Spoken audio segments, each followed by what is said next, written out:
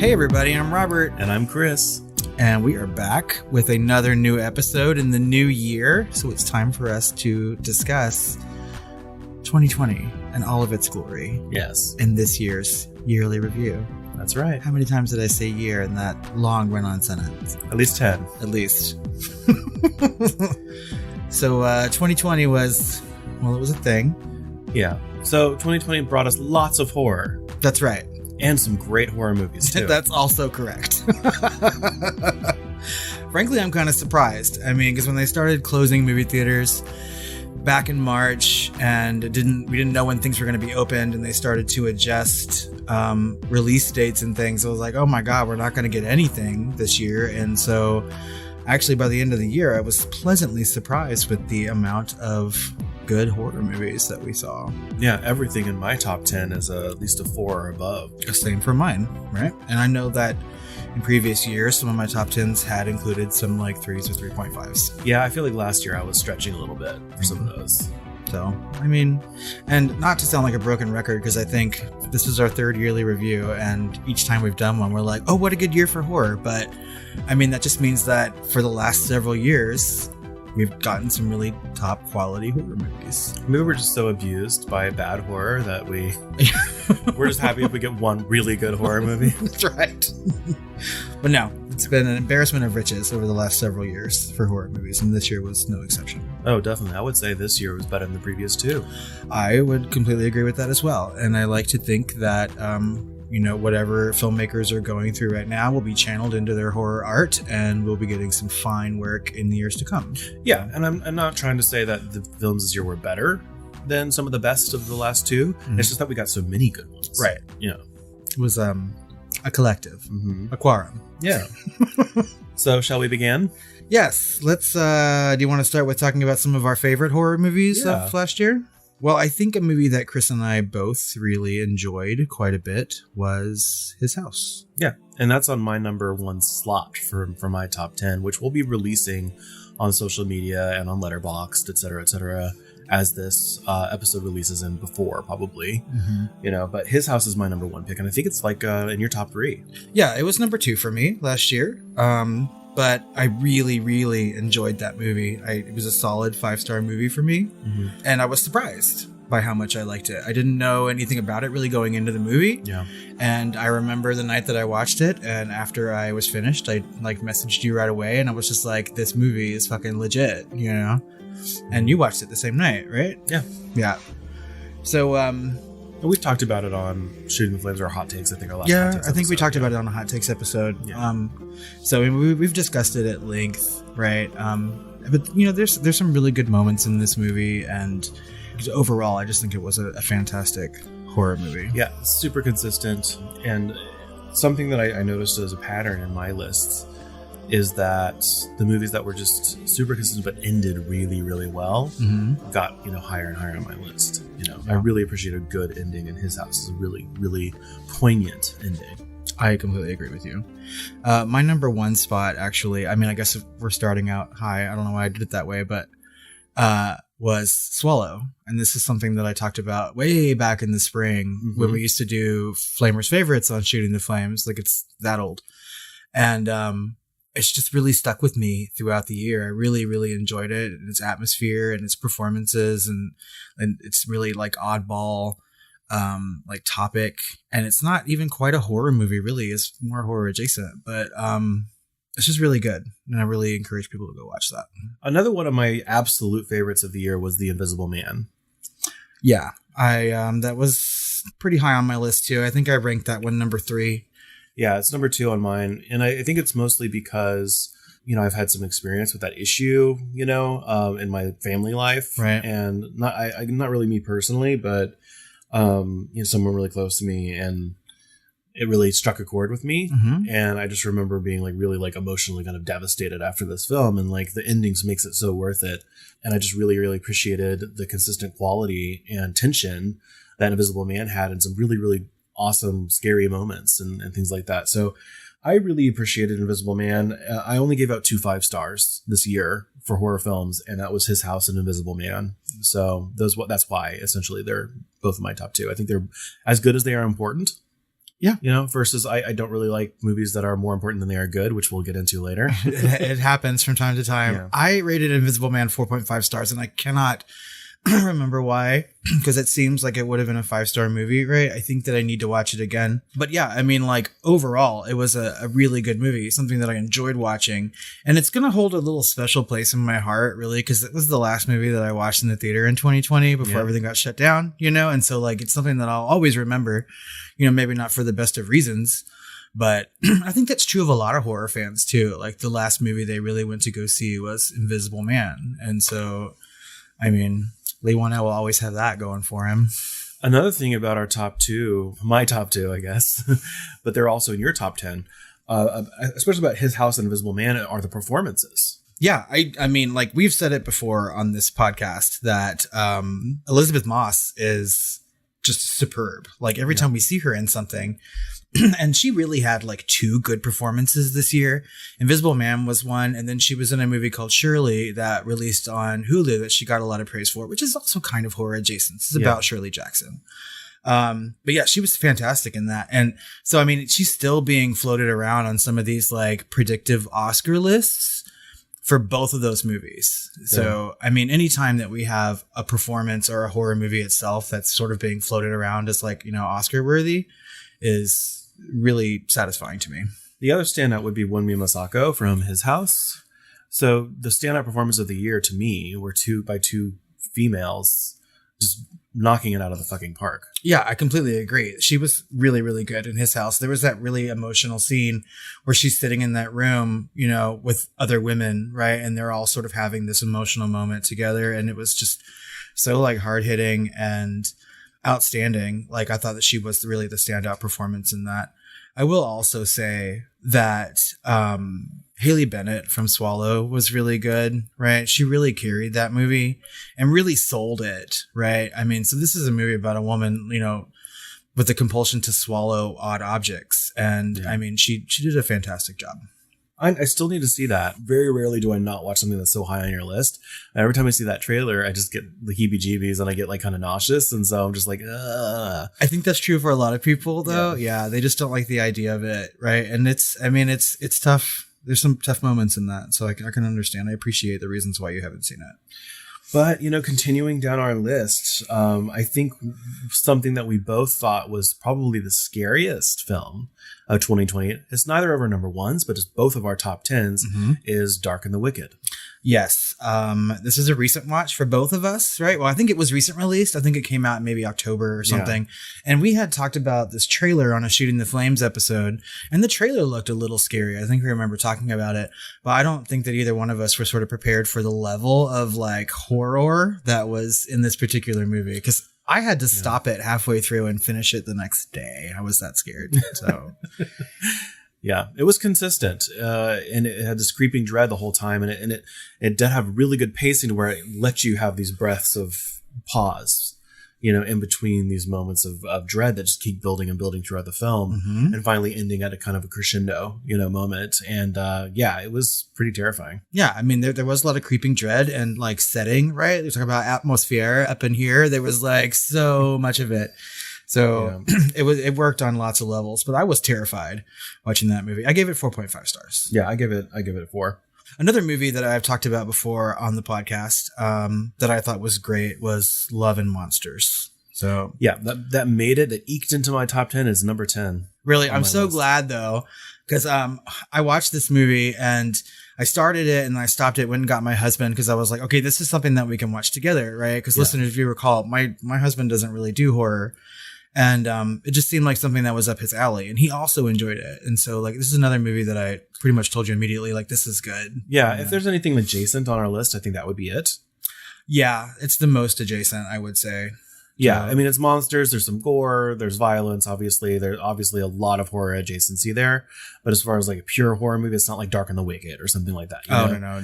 But I had a little bit of trouble at the beginning of the film where I was kind of eye rolling and I was just like, really, one of these? And then it just gets better and better and better as the movie goes through. And so if you stick in it, or if you stick with it, I think that you'll really, really enjoy that film as well. Yeah, it's really more of like a family adventure comedy film, right? And so, but the monsters in it are neat looking. I think like lots of the design was good. Yeah. And it's totally worth it. I mean, and it's funny. It made me laugh out loud. Yeah, and there were some really cool moments in that. Mm-hmm. Continuing the tradition of kind of having a story about something else, like His House was like really about like PTSD and survivor's guilt and stuff like that, but just like in the past with like Babadook about loss and grief and other movies like Hereditary and things like that, we also got a movie called Relic. Yeah. And I believe that is about kind of losing a loved one or even your own mind essentially to dementia or Alzheimer's, right? And so it's kind of an allegory for that. And it was done really, really well, in my opinion. A lot of people didn't really understand it because it gets really, really, symbolic at the end, by the end, so you have to kind of be on board for that. But if you invest in the story enough, by the end, you'll be on board and you'll love it too. Yeah, I liked Relic. I thought that it was a very well-made, well-acted movie. It didn't make it to my top 10, even though, there were certain moments in that movie that I thought were very well done. And I don't know why. I mean, maybe because like we had some loss in my family this year and it was just a difficult watch or something, but it's definitely something that I would revisit and something that I see, the commendable art that it actually is. I've lost someone to Alzheimer's, but I've had a little bit of time between then and now, so maybe that was the difference for us. But it was good. I mean, if we're talking about performances, like the performances of those three women in that movie. Oh, God. So namely Emily Mortimer, Robin Nevin, and Bella Heathcote were just so good in this movie. All three of them together were just fantastic. And there were some really scary moments too. Yeah. So, specifically, I think when the daughter is sort of lost in the house, right? And she can hear other people, but she can't find her way out. Yeah. Like, it's just like, it's really terrifying and claustrophobic and creepy. Speaking of scary moments, tailored for 2020, I thought Host did an amazing job of kind of capitalizing on, those of us who are working from home and having to do Zoom calls every fucking day, like myself, and so I feel like Host did a really, really good job, and it's only like 50 minutes long, and yet it's really, really well done, and I enjoy the crap out of it, and it's in my top 10. I don't think it made it to your top 10. It didn't. In fact, I liked Host. I thought that it was good when I watched it, and I was scared watching it.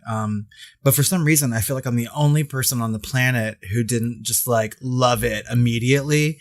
And out of every movie that came out this year, I think this is probably the one that I need to go back and watch first, right? Because I mean, I might have just been missing something. Well, no, I feel like it would be easy not to if you're not on Zoom every day for work and things like that. Like, it's kind of high concept, and people will be like, "What? This is stupid. This is like too easy of a permit," But I think that for those of us that were just like in the thick of it, especially in the, I think this came out with just 2 or 3 months into the pandemic. Yep. And then this thing came out. I thought it was really great. Yeah, because I'm not on, I have to go to work every day, like in an actual building and stuff like that. And like the only person I ever video conferenced in 2020 was you to record podcasts. Right. And so I don't have a lot of experience with it, but, I mean, I enjoyed the concept. I thought it was well timed. I'm glad that people were doing something productive during their quarantine time, right? So I do want to revisit it because I do remember some scary moments. And I mean, really, a lot of people like it. It's 100% on Rotten Tomatoes right now. So a movie that you watched first this year, and so 2020 is kind of a different year for us at the Film Flamers because there's a lot of movies that I know are coming out that I want to see. And I mean, I would think that more often than not, I tend to watch them before you. Would you agree with that? Yeah. But 2020 was certainly not the case. There are so many movies that you watched before me and told me, go watch this movie, right? And so one of my favorites that you've done this year for that was Scare Me. Yeah, I watched that and I just thought, man, Robert's going to really enjoy the crap out of this because it's so reliant on its writing and its performances. Right. And it's fairly inventive in that way. And so I feel like if you're appreciative of those types of things, then you'll really get a kick out of Scare Me because it's so different and unique. Right. And so especially with the performances by Aya Cash and I guess the writer, director and actor in it. Yeah. Josh Rubin. Yeah. Who I'm used to seeing, on YouTube. He's a comedian on YouTube essentially for like college humor and things like that back in the day. And I had no idea who either of these people were. Cash is, of course, on The Boys, right? Season 2. And I mean, I really, out of all the cast, I thought that she was the most excellent. Probably there's like it's a 4-person cast in this movie, Yeah. So, but yeah, no, I loved it. I thought that it was great. It was funny. It was really entrancing in moments when they're telling their stories back and forth, right? And they do it in such a good way that it just relies on like sound or Foley work, right? But it's really a movie about the performances that they're giving. And I just thought it was so good. It did make it into my top 10 for sure. Yeah, it's actually the first one on my special mentions. Yeah. Right. So it would be like a number 11 for me. It was so good. And I'm so glad that you recommended it. Yeah. Another one that I recommended was Impetigore to you, right? Yeah. Because I watched that yesterday at the time of this recording. I woke up at like 7 a.m. and I started watching Impetigore. So, well, I thought it was really special. Indonesian horror, is very unique.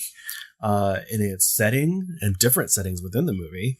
First of all, you've got kind of this, modernized tech world in Indonesia, and then they go into the country essentially, which is still like horse-drawn carriages and stuff, and there's this whole folklore and culture along with that. I had some issues with the ending, but it was very, very close to a 4-star, and it's my second special mention, honestly, on my top 10. But I think it's special, and I think everyone should watch it, at least to kind of increase their palate, I guess, for horror for 2020. And it was sort of like folk horror, right? I mean, from an Indonesian standpoint, yes. Which is really good, right? And it's on Shudder, so I mean, like, it's very easily accessible. It was a good movie, and it was neat because I think Impetigore blends like the modern parts of Indonesia or that country along with like the more rural village areas, right? Because we have two people from a larger city coming in with their city mentality to a small village, and like the dialogue and stuff was very modern, and like one of the characters was really funny, and I was like, okay, this is really good. The reasons that Impetigore didn't make it onto my top 10 mostly have to do with like some stuff like toward the end, right? I think the movie gets a little convoluted. And that's just like a writing issue, honestly. Yeah. It was interesting to me that it's in several different languages, right? So if you're watching it as a native Indonesian, part of it would still be in subtitles because the people in the country are speaking, at least many of them are speaking ancient Javanese. Right. Which I think was neat as far as like the plot of the movie went. Yeah. So it was good. I'm glad that I watched that. There was a point in the movie where I was like, where's the gore in Impetigore? And, it shows up, so don't get too worried if you haven't seen some gore. It's definitely there. A lot of flaying and skinning going on this year. Yeah, there was quite a bit of like de-skinning, so well, you know what? We'll probably talk some more about that when we get to some of the movies that I didn't really care for this year, right? But another movie that you mentioned to me to watch early in the year was The Vast of Night. Yes. Which I also really, really liked quite a bit. Also pretty horror adjacent. Yes. I mean, yeah, because it's a lot of things, really. There's some horror in there, some horror adjacency. There's some sci-fi in there. There's some high drama in Definitely there. Like a sci-fi horror X-File thing going on. Yeah. A little bit. But again, it's a movie with a very limited cast that was just great and was really reliant, I think, not just on, the performances, but there's a lot of aspects to that movie I thought were really good. Well, one thing that I really liked about it was just the amazing atmosphere and setting that Vast of Night had, because that opening shot is one of my favorite scenes in any horror movie this year. It's one big continuous shot through this town, introducing you to the town itself, the different people and personalities that are there. The tone, it just really gives you a sense of like the layout of the town and who's all there and the vibe and everything else. And it was just such a great like set piece to have. And it was just such a free and floating camera that, and the dialogue whole that time, they could have just done visual storytelling, but there's a huge amount of dialogue that entire time in that opening shot. And it's just nonstop, quick dialogue. And it was just so written so well that I was just like, holy crap, anyone that appreciates writing is going to just love this. Yeah. And I think that's one of the reasons why I liked it so much. I mean, it really does present itself as kind of like a stage play. And, so I really appreciate movies like that. And I'm sure that I've said that before on the podcast, so it's not hard to pinpoint a movie that, I will like. So it was one of them. And I'm certainly glad that I watched it. And I think that was, I'm pretty sure that was a first time director, right? Andrew Patterson? Yeah, I think it was. And, really, there were a lot of first-time directors this year that made really, really good movies. So, including Natalie Erica James from Relic. That's right. We just talked about. And Remy Weeks for His House was also a first-time director. And, of course, the dual Jared Bush and Christopher Renz for Antebellum were first-time directors. So we got some of the best horror movies of the year were by first-time directors. And I think that's kind of rare, right? Oh, I mean, we as a horror community sort of like rally around these people who have these like vast filmographies, right? So we have like the John Carpenters and the Wes Cravens of it all. And, for a year to really showcase like people's first work, at least feature work, right, is amazing. You're talking about the opening shot of Vast of Night. I think the opening shot of Antebellum was also like very well done. Oh, yeah. Just another long and take. The ending shot. Yeah. So, Antebellum really didn't make it into my top 10, but we had a whole segment on a Shooting the Flames episode where we talked about Antebellum and how like it sort of got shat on throughout like the professional film critic world, right? Yeah, out of all the films in my top 10, I would say that was shit on the most. And unfairly, I would say. And I think we talked about that at length, right? And so it's definitely a movie to check out, especially for its like directorial effort. It's really, really good. Oh, yeah. What was one of the most surprising films to you of the year? For me, I believe that would have been Unhinged. Yes, that was right up there as like one of the most surprising because, again, we talked about this trailer on Shooting the Flames back in the summertime, and it was supposed to be, and really turned out to be when it was released in the theater, like the only thing available for people to go and see, right? And again, it's sort of like critically panned. And I really didn't want to go see it just based on the trailer, right? Well, I think it was like pop culturally panned because, we're seeing Russell Crowe and Hogbody. Yeah. That's a reference. That's not disparaging to Russell Crowe. We're not body shaming. To our outtakes. Yeah. But he looks like he let himself go a little bit compared to his past. And it looks like it's just like a vehicle to try and get Russell Crowe back into the headlines or something. Like the trailer didn't do this film any service. No. At all. We made fun of it kind of a little ourselves. We sure did. So what's the official tomato score? 48. 48%. Yep. And the audience score 77%. So it shows you that a lot of people, I think, were surprised about this movie. Again, this is something that you didn't verbally tell me to watch, but I had pulled up Letterboxd and I saw that you had watched it and given it a 4-star rating. And I was just like, oh shit, so I had to go watch it like right away. It made it in my top 10 as one of my last watches. And I was just so shocked by it because it had such a good performance by Russell Crowe and pretty much everyone else in the movie. And then essentially, there's so many good moments in there where I actually kind of like blurted things out loud while I was watching it, trying not to wake others in my household. I'm completely there with you. Like I didn't expect anything that I saw in Unhinged. It was surprising. There's like excellent moments. And there were times that I like was so wrapped into it and it was so intense that my stomach was hurting, right? Like it's really good with tension. And like I'm a timid driver, right? And so like it really spoke to me and I'm just like, this is why I'm scared when I get onto the road. But I would agree with that Rotten Tomatoes statement. I think that Russell Crowe really does portray a watchable and engrossing villain. Oh yeah, he was so good because he's not just a road raging white man. He has a lot of like soft creepy moments, and really like horrific. Like we were talking about this offline, and I told Robert that it reminded me of a cross between The Hitcher, obviously, and The Strangers, because there is that vibe of, this person has nothing left to lose or something from like The Hitcher, but also is doing something just because it, he was there. Yeah. That's the tagline of the movie. He can happen to anyone. Yeah. And it's true. And I'm not saying that he is at all a sympathetic villain, right? But they try a little bit to at least explain some of the motivations behind what he's doing. Yeah. Just enough to get it. He's done with his life essentially, and it does a little bit better job than like in The Hitcher, especially the new Hitcher. Yeah. It kind of alludes that something similar happened to Sean Bean's character. Yep. This, they do a little bit better job, so you're not constantly asking like, or scratching your head, The opener for Unhinged was something I didn't expect. Yeah. I mean, from the get-go, the movie was good. It is by far out of every new horror movie that I've seen in 2020. And I think I'm sitting right around 46 new horror movies. it was the most surprising to me. Yeah. Because I had like the lowest of expectations. Me too, yeah. And it turned out to be so good. You know, so I need to learn from some of these things. I will say that there are a lot of movies this year that were surprisingly funny for horror movies. And in a year that 2020 was, I was appreciative to see some of the horror comedy that really came out, because I feel like they were more than usual this particular year. And one of the ones that I liked quite a bit that I think that you didn't like as much was Freaky. Yeah, it was a good time. Yeah.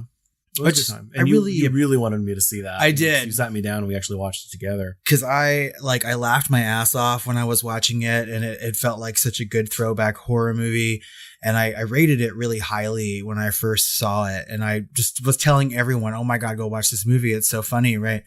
And since I've seen it 2 times now, I've sort of like lowered my rating a little bit, because I think I was just in a really happy spot when I watched that particular movie, you know?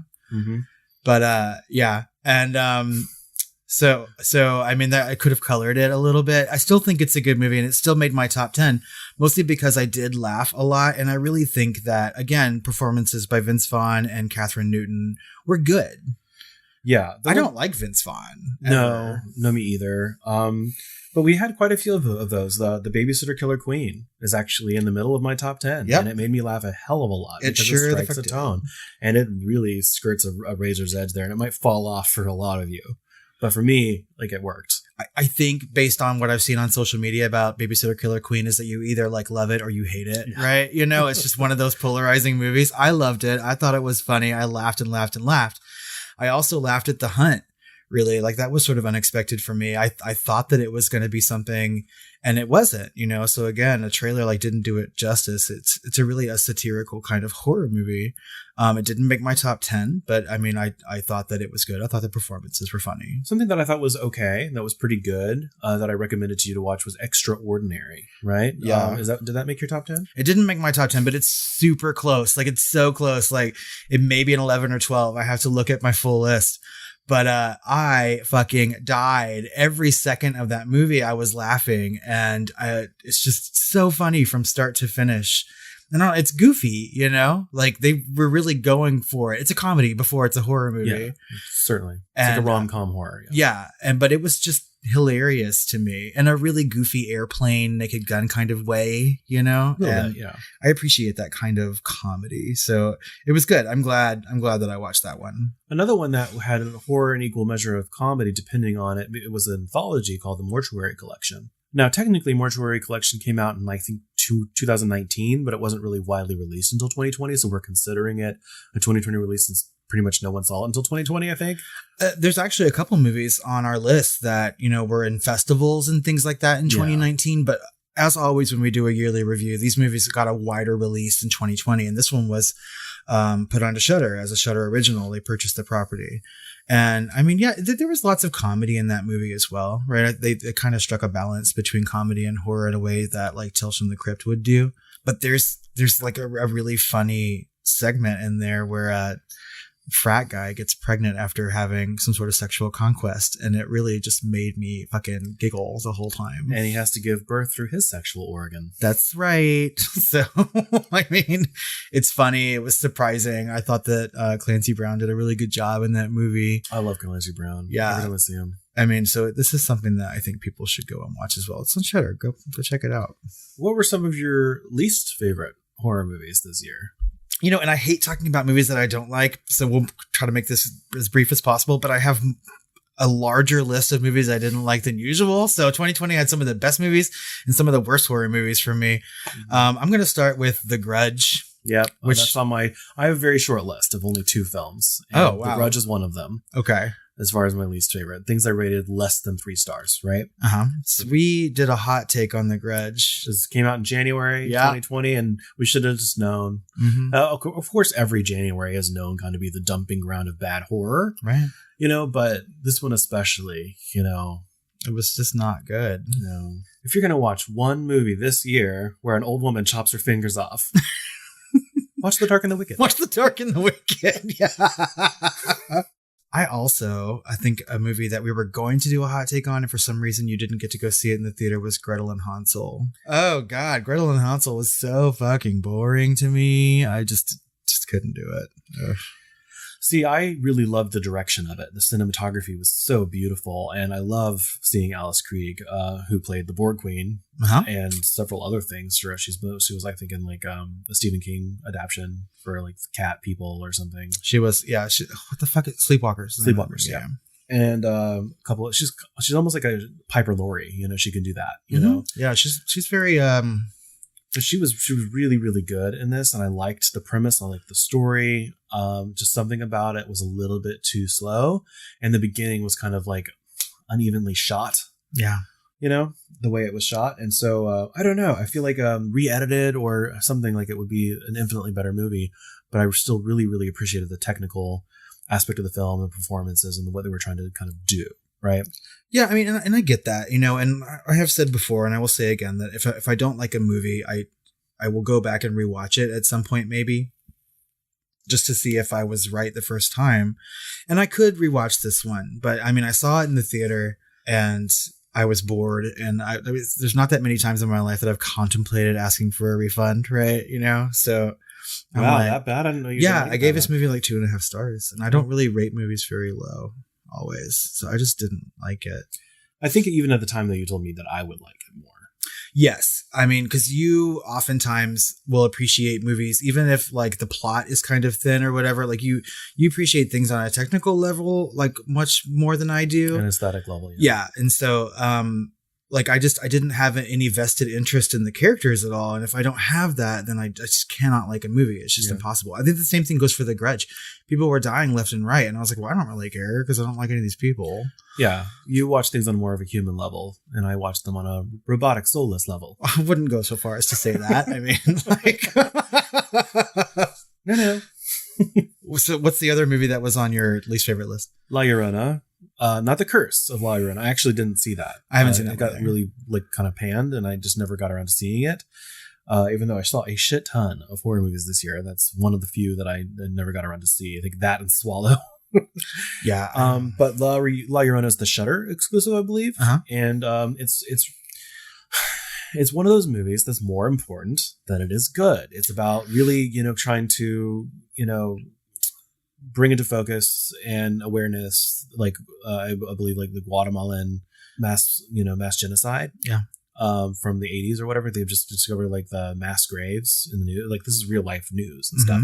It's kind of a story about the general that was kind of in charge of that or had planned it out, and his family, and how the family's kind of coming to grips with the reality that their, you know, husband, father, grandfather might have done this, you know. And then there's this kind of ambiguity of La Llorona kind of floating around, and there's a lot of weird abstract like ambiguity around that, and then it's not ambiguous, and then it you know, it's really like I have to watch it again, I think, because I think I'll raise my rating, but I was bored. Yeah, because I kept waiting for something like horror supernatural to happen, and it does, but it's such a slow burn. But now I understand what the movie is. Because I went in expecting a La Llorona story, and it's not. It's not a La Llorona story at all. It shouldn't really have been called that, you know. But it's really kind of the spirit of vengeance against this person, I guess, but taking the form of like a La Llorona. But anyway, whatever. Just go see it. I'm curious to see what people think. I'm one of the few people that rated it lower than like a 3 or a 4. It's on a lot of people's because top 10s. A lot of people really loved it because of how important it is, right? But just like a lot of other movies that just didn't entertain me or bored me that are more important, they're good. And like for me, Moonlight is a good example of that, right? And some others, you know, but this is one of those, and it got a 2-star for me. I haven't seen it yet, so I mean, I will watch it eventually. This wasn't really high on my watch list. Yeah, my cardinal sin is if I'm bored, right? Yeah, and I would agree with that too. I mean, if I'm bored in a movie, then it's just not, it doesn't work for me. Yeah, and that happened a couple times this year for me. Definitely want to acknowledge how important it is, though. You know, it's just, to me. So you would recommend people to watch it for its importance? I would recommend people watch it based on everyone else's rating but mine. Yeah. You know, and how important the story is it's trying to take across for awareness. I think the awareness play is very important. You know, and obviously I think more, you know, everyone else is going to enjoy it more than me based on the ratings I'm seeing, but I was bored. So that's all I can say. Well, and like the last 3 movies that are on my like least favorite list also have to do a lot with boredom, right? So one of them was The Books of Blood. This is sort of a Hulu original based on Clive Barker's short stories, which it turns out. The trailer was amazing. Yeah, the trailer is good, and then it turns out that the stories in this anthology movie were not based on like already written Clive Barker work. It's like new Clive Barker work and stuff. And I'm like, okay. But yeah, I didn't have a good time watching it. I was bored mostly. Again, I didn't like any of the characters in it. And I like horror anthologies. And I was just like, this is just not for me. So I think I gave that like a 2-star rating. It's not good. Another one is something that we watched recently together, and that was Hunter x Hunter. Yeah, last night. That's right. Super recently. Yeah. I was super bored in this movie. And again, I didn't really like any of the characters. And I didn't really care what was happening throughout the movie. It wasn't until the end of it that... Yeah, you have to be careful when a movie kind of resets your expectations of what it's about. Like an early twist, I guess, versus like a late twist in a plot that you're already used to. Mm-hmm. It's like, oh, this movie's not really about what I thought it was about. And I could have used a better synopsis, or maybe even watching a trailer or something to help set my expectations. But I still gave it a 3-star because I did enjoy it, and the cinematography was really good. I did care about the characters, but they just didn't pull it off in a way that I think was the most effective. And so I would agree. I definitely commiserate with your rating there. I think the thing I've learned most about watching movies in 2020 is that when they create all these buzz words around it, and it's like pre-marketing, right? So many times this year we've seen movies that people are like, oh, it's shocking, and it's, it's going to like shock you to your core as a horror fan. And then, I get super excited about stuff like that. And then I sit down to watch it and I was like, I'm not shocked by this. I have seen this before. In fact, I can like name off movies that have actually shocked me, and this wouldn't be one of them. Another example of that from this year would be Possessor. Yeah. Right. And so, I mean, it's just something that I was looking forward to since the summertime. So much. I would love, a good sci-fi horror, and it didn't do it for me. The whole time I was watching Possessor, it was like, I'd rather be watching fucking, what's that Lee Whannell movie? That's so good. Upgrade. Yeah. I was like, Upgrade is a much better sci-fi tech horror movie than Possessor was to me. And I think a lot of that is just like, it's Cronenberg's son, and there's lots of like, family. Well, the premise was so fucking good. Yeah. They could still make movies with that premise. And I hope they do, because this was just a little bit too involved with this one particular woman versus the premise itself. And it had a lot of good actors in it. It's just, they didn't clinch it for me. I will caveat by saying that I don't think either one of us watched the uncut version. No. Right? That's true. Because it's not available on Amazon. Nope. So if I rewatch it, I will seek out the uncut version and just see if I liked it any better. But I don't know. I mean, I don't think so.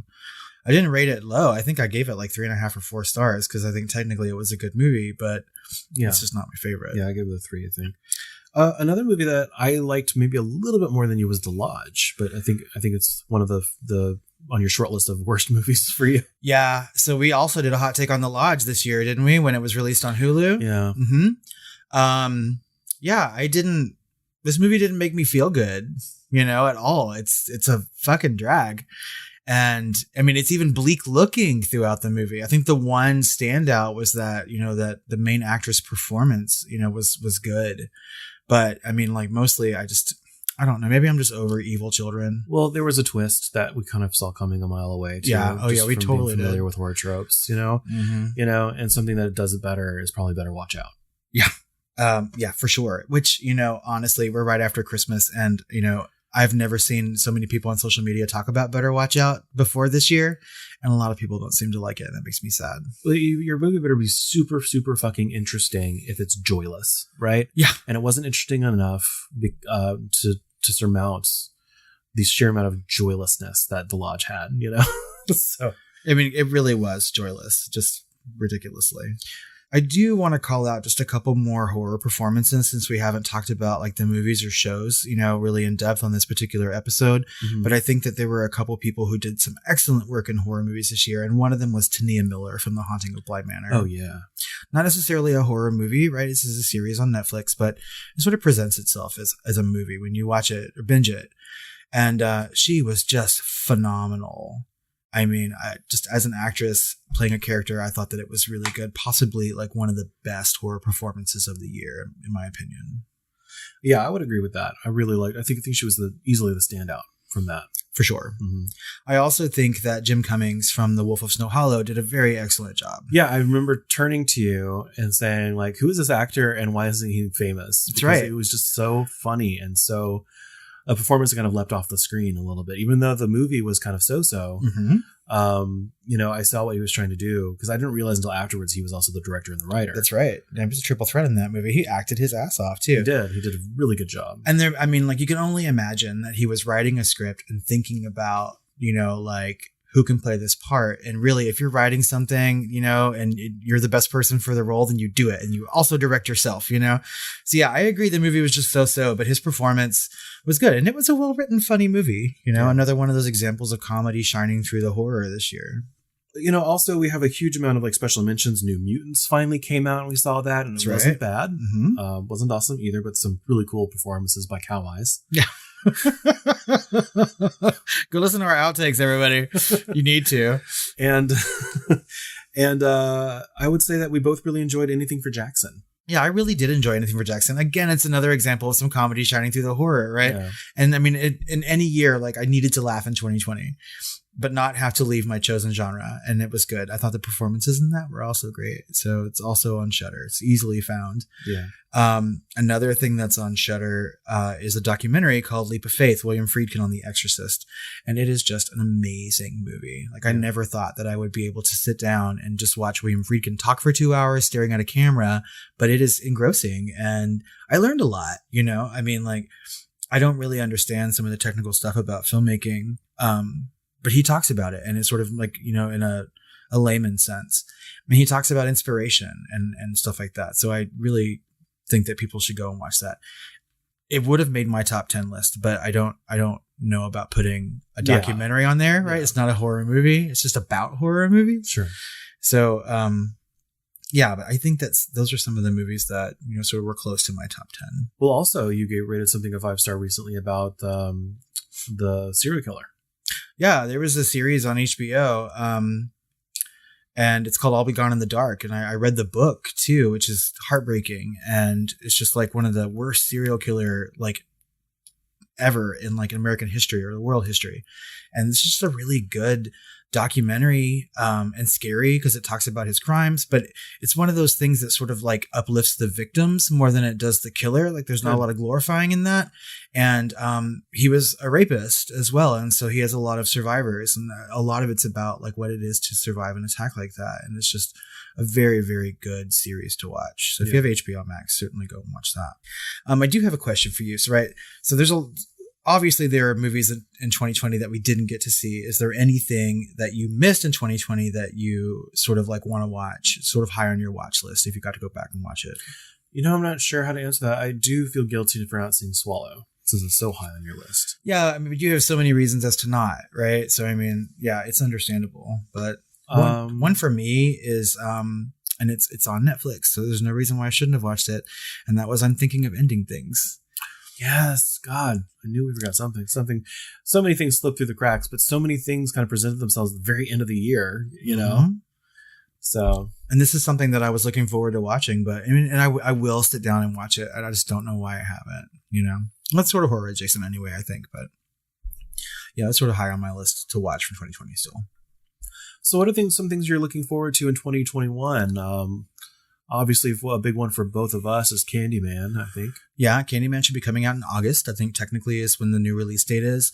A lot of the movies that we talked about in our last yearly review, looking forward to 2020, have been pushed back, right? So a lot of it's the same. Candyman, for sure. Mm-hmm. Now that we know that Warner Brothers is going to be putting out movies on HBO Max, we have more access to them, right? So Conjuring 3 should be coming out. Mm-hmm.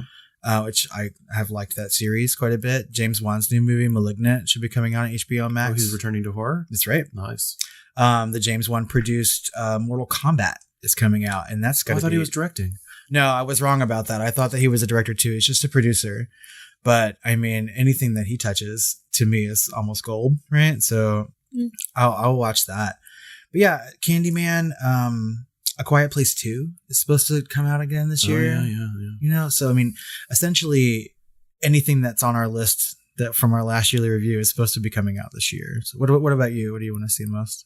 Oh, I don't know. Gosh, Dune. Dune, yeah, Dune's probably super high. That's an HBO movie too, right? It'll be on HBO. Possibly, yeah. I don't think that once they've made a commitment and signed into some contract, I think you'll be seeing Dune this year for sure. You just won't be seeing it in the theater probably. Well, that's fine because I have a brand new setup. That's right, the best setup. Actually, I'm going to stop watching movies at my house and just come to yours from now on because I'm safe over here, and there's not a whole bunch of stupid people not wearing masks. Thank you. I think. But listeners, we want to know what movies you're looking forward to in 2021 and also what your favorites for 2020 are. So head over to social media. You can find us at The Film Flamers on Twitter, Facebook, or Instagram, and let us know what your thoughts are. You can also email us at tiredqueens@filmflamers.com, or even better, call our hotline and let us know what your favorites were and what you're looking forward to at 972-666-7733. That's right. Let your voice be heard. So me and Chris talk about ratings a lot on the show, and you can follow us, The Film Flamers, and us individually on Letterboxd. And you can find that link in the show notes as well as our lists essentially right here. That's and right. Yeah, we'll be publishing our top 10s on social media and Letterboxd, so you will not miss it if you just go online and search for us. That's right. And also we'll get to see like what movies you're watching as well. So join us over on patreon.com/thefilmflamers for all of our bonus content. We have a poll coming out this month, so all of our patrons will be choosing from a list of Stephen King movies for us to cover in our Flamers flashback. That's right. And it's been a long time since we've had a review. So if you feel so inclined, if you like our show, head over to Apple Podcasts or iTunes, leave us a 5-star rating and a little snippet about why you like us, and we'll read that on Shooting the Flames. That's right. Last one was last September. So right. Let's kick the year off right, please. Please. We really want 2021 to be good, and that's the best way to do it. And stay tuned for next week when we're dropping The Shining. That's right. Well, I think that just about wraps up 2020 and our discussion about it. May we forever forget the things that happened in 2020, but never forget the movies that we saw. Hear, hear. Oh, that sounded stupid. Lest we forget. Well, until next time, sweet dreams. I wish I had some sort of quotable quote from a horror movie now, something funny, but I can't even remember. All the funny horror movies I saw, I can't remember any of the fucking dialogue. It's terrible. Here's your fucking courtesy tap. Yes! I'm unhinged. I'll bet.